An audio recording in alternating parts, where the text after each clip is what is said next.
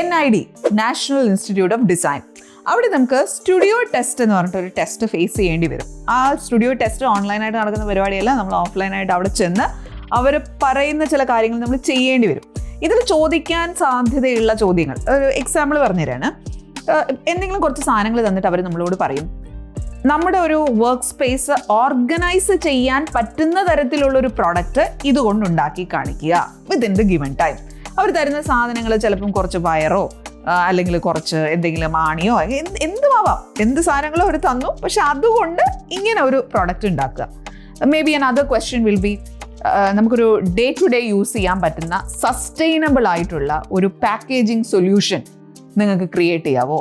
അപ്പോൾ നമ്മൾ എങ്ങനെയാണ് ഒരു പ്രൊഡക്റ്റിനെ കണ്ടിട്ട് അതിന് ഉപയോഗപ്രദമായ ഒരു സാധനമായി വിത്തിൻ ദ ഗിവൺ ടൈം ചിന്തിച്ചെടുത്ത് കൺവേർട്ട് ചെയ്യുന്നത് എന്നുള്ളത് അവർ ശ്രദ്ധിക്കും. ഇതൊക്കെ സ്റ്റുഡിയോ ടെസ്റ്റിൽ ചോദിക്കാൻ സാധ്യതയുള്ള ചോദ്യങ്ങളാണ്. ഇതുപോലുള്ള നിരവധി കാര്യങ്ങൾ വരുന്ന ഒരു സംഭവമാണ് സ്റ്റുഡിയോ ടെസ്റ്റ്. Keep going.